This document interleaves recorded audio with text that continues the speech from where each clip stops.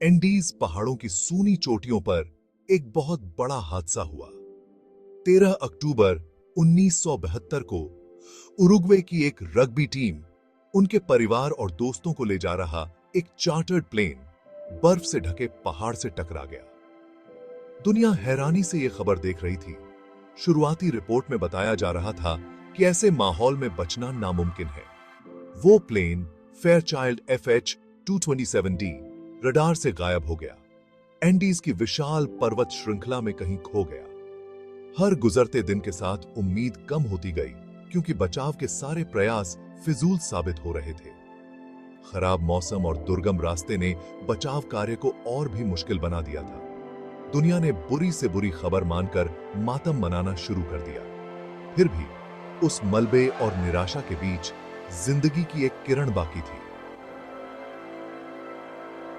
दुनिया से अनजान उस टूटे हुए प्लेन से 16 लोग जिंदा बच गए थे, बर्फीले इलाके में जिंदगी से लिपटे हुए। उनकी ये कहानी हिम्मत, दोस्ती और अटूट विश्वास की कहानी पूरी दुनिया को प्रेरित करेगी।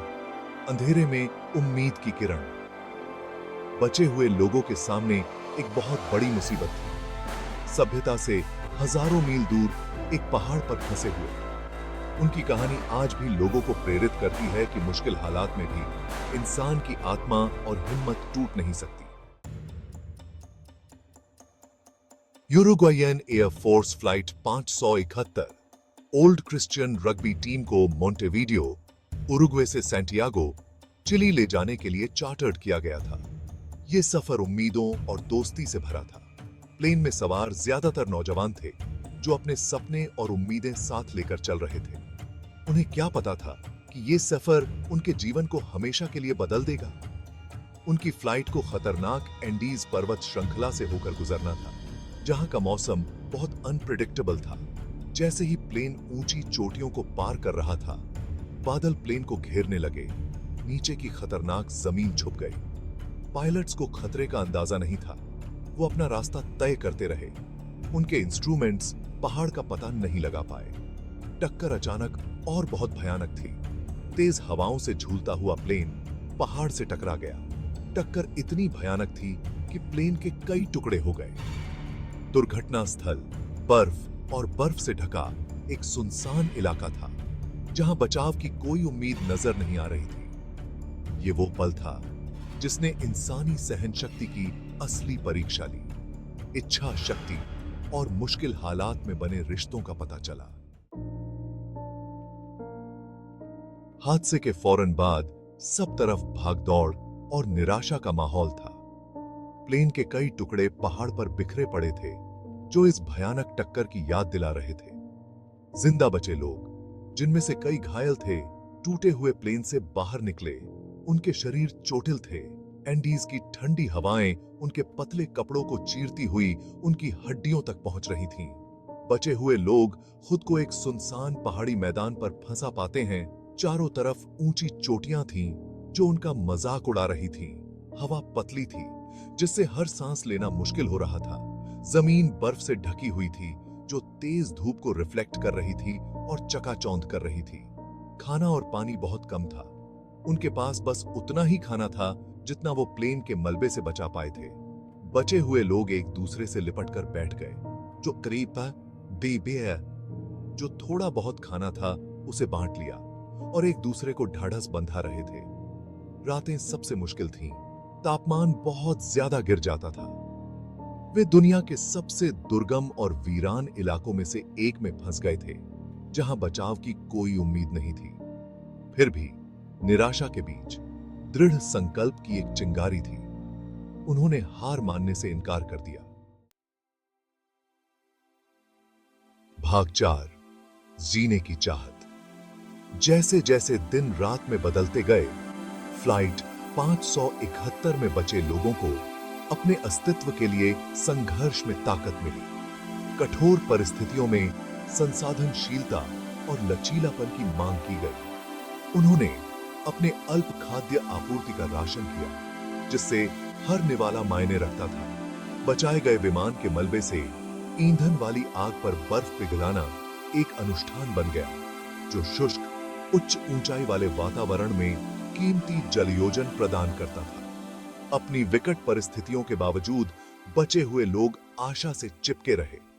उन्होंने मनोबल बनाए रखने और अपने जीवित रहने की संभावना को अधिकतम करने के लिए कार्यों को सौंपते हुए खुद को व्यवस्थित किया। कुछ ने घायलों की देखभाल की, जबकि अन्य ने मलबे और उजाड़ परिदृश्य के बीच कोई भी जीविका की तलाश की। उनका रग्बी प्रशिक्षण, जो कभी मैदान पर शारीरिक कौशल और टीम वर्क पर केंद्रित था, ने अब एक नया महत्व ले लिया है। अनुशासन, कैमराडरी और उनके खेल के माध्यम से उनमें जो अनवेवरिंग भावना पैदा हुई, वह उनकी जीवन रेखा बन गई। उन्होंने हर चुनौती का सामना एक टीम के रूप में किया। उनकी सामूहिक ताकत अतिक्रमण निराशा के खिलाफ एक प्रकाश स्तंभ थी।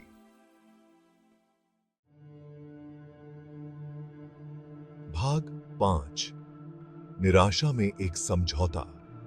घटते खाद्य पदार्थों की आपूर्ति ने बचे लोगों को एक भयावह वास्तविकता का सामना करने के लिए मजबूर कर दिया। भूखमरी मंडरा रही थी, एक धीमी और भयावह मौत।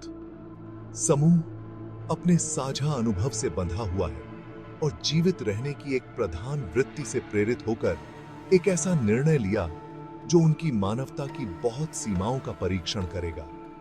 वे अपने मृत साथियों के शरीर का उपभोग करने के लिए सहमत हुए। भारी मन और आंसू भरी आंखों से किया गया यह समझौता बर्बरता का कार्य नहीं था, बल्कि जीने की उनकी हताश इच्छा का प्रमाण था। वे जीवन की पवित्रता को समझते थे, दिवंगतों के प्रति सम्मान। फिर भी इस उजाड़ बंजर भूमि में सामाजिक मानदंडों से हटकर और अकल्पनीय विकल्पों का सामना करते हुए उन्होंने जीवित रहने का विकल्प चुना। अपने दोस्तों और टीम के साथियों के मांस का सेवन करना एक बहुत ही परेशान करने वाला अनुभव था, जिसने उनकी आत्मा पर एक अमिट छाप छोड़ी। यह हताशा से बाहर निकला एक निर्णय था, इस बात का प्रमाण कि मनुष्य अस्तित्व के कगार पर धकेले जाने पर किस हद तक जाएगा। भाग 6। असंभव यात्रा। जैसे जैसे सप्ताह महीनों में बदलते गए, बचाव की उम्मीद कम होती गई। बचे हुए लोग, उनके शरीर भूख और जोखिम से कमजोर हो गए थे। जानते थे कि उनका उद्धार उनके अपने हाथों में है। एक साहसी योजना आकार लेने लगी। सभ्यता तक पहुंचने और बाहरी दुनिया को उनकी फ्लाइट के प्रति सचेत करने के लिए एक हताश जुआ। उनमें से दो सबसे मजबूत, नंदो पेराडो और रॉबर्टो कैनेसा, ने एक असंभव मिशन के लिए स्वेच्छा से काम किया। नंदो और रॉबर्टो एक अल्प विकसित नक्शा, एक कंपास और आशा की एक किरण से लैस होकर दुर्घटना स्थल से माफ करने वाले इंडियन जंगल में निकल पड़े। उनकी यात्रा मानव धीरज का प्रमाण थी। विश्वासघाती ग्लेशियरों, बर्फीली नदियों और विशाल पर्वत दर्रों के पार एक खतरनाक यात्रा।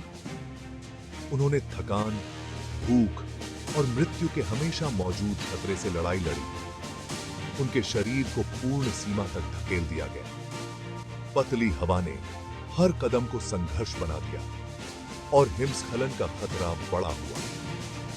उन्होंने विश्वासघाती दरारों को पार किया और उग्र नदियों को पार किया। उनका दृढ़ संकल्प उस फीकी आशा से प्रेरित था जो विशाल चोटियों से परे थी। आगे का हर कदम एक जीत थी, उनकी अदम्य भावना का प्रमाण। उनकी कहानी मानवीय इच्छा शक्ति की शक्ति का प्रमाण है। यह अटूट विश्वास कि सबसे अंधेरे समय में भी आशा रास्ते को रोशन कर सकती है।